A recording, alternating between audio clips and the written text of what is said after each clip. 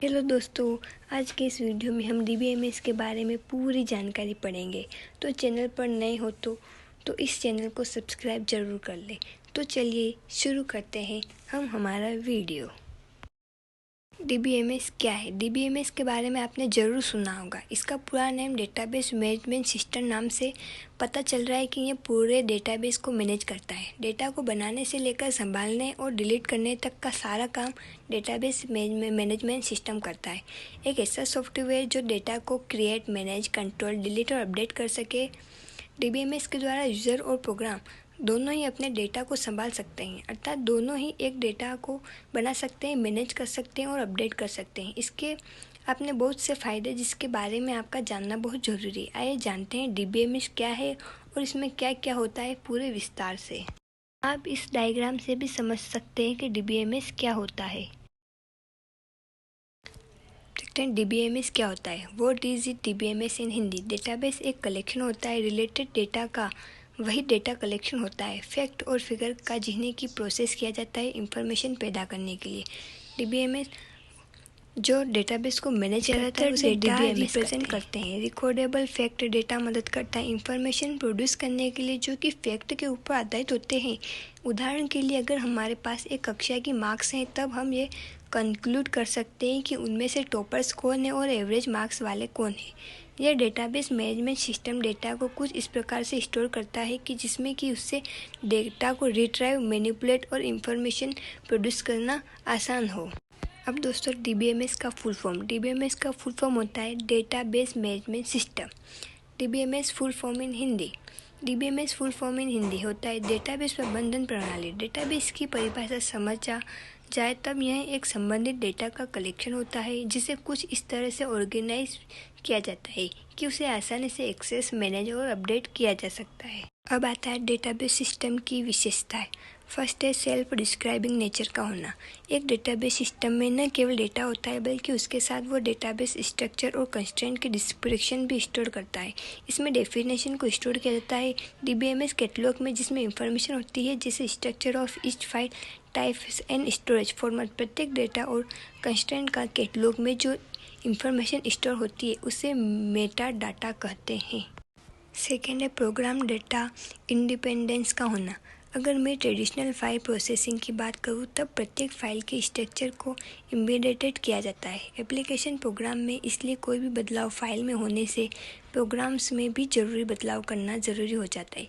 उस फाइल को एक्सेस करने के लिए वही DBMS में हमारे पास प्रोग्राम डेटा इंडिपेंडेंस होती है, क्योंकि इसमें डेटा फाइल्स को स्ट्रक्चर को सेपरेटली स्टोर किया जाता है। सिस्टम कैटलॉग में अगर हम इसकी तुलना करें एक्सेस प्रोग्राम के साथ तब थर्ड ये सपोर्ट करना है मल्टीपल वेव्स डाटा का। एक डेटाबेस के बहुत सारे यूजर्स होते हैं जिसमें प्रत्येक के लिए एक अलग ही वेव्स या पर्सपेक्टिव की ज़रूरत होती है डेटाबेस के लिए।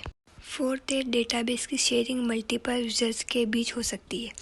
DBMS एलो करती है मल्टीपल यूजर्स को एक ही समय में डेटाबेस को एक्सेस करने के लिए। तो दोस्तों अब देखते हैं हम DBMS के क्या कार्य है। तो फर्स्ट है डेटा रेडुडेंसी। फाइल सिस्टम में हर एक एप्लीकेशन की अपनी निजी फाइल्स होती है और ऐसी स्थिति में कई स्थानों पर एक ही डेटा की डुप्लीकेट फाइल्स बन जाती है। DBMS में एक स्थान पर एक ही तरह की फाइल्स को रखा जाता है, अर्थात इसे दोहराया नहीं जाता, जिससे डेटा की रेडुडेंसी कम होती है। सेकेंड है शेयरिंग ऑफ डाटा। DBMS में संगठन के अधिकृत यूजर, ऑथोराइज यूजर के द्वारा डेटा शेयर किया जाता है। इसमें डेटा एडमिनिस्ट्रेटर डेटा को नियंत्रित करता है और डेटा को एक्सेस करने के लिए उपयोगकर्ता को अधिकार देता है। थर्ड है डेटा कंसिस्टेंसी।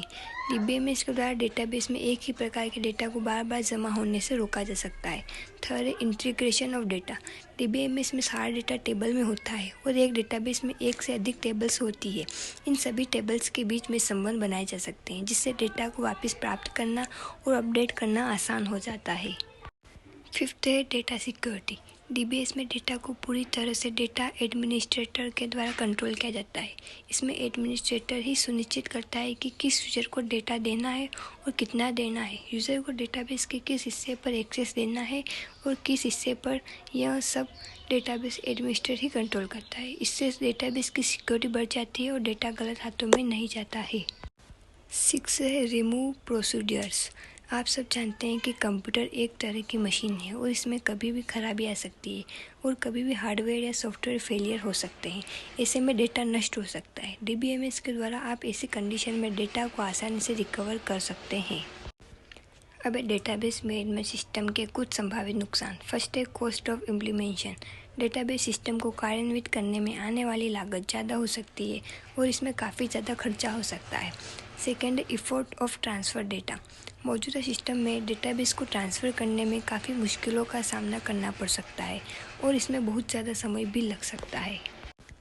थर्ड है रिस्क होता है या डेटाबेस फेलियर होने का।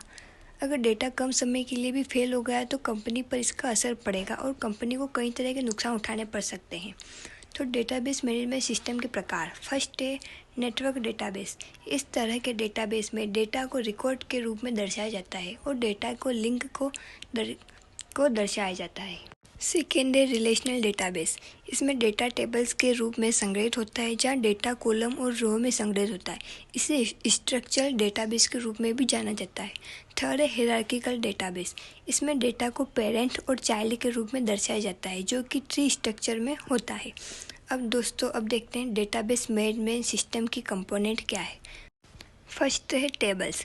डीबीएमएस में सारा डेटा टेबल्स में रखा जाता है। डेटा संग्रह, फिल्टर, संपादन, पुनः प्राप्त करना आदि सभी कार्य टेबल पर ही किए जाते हैं।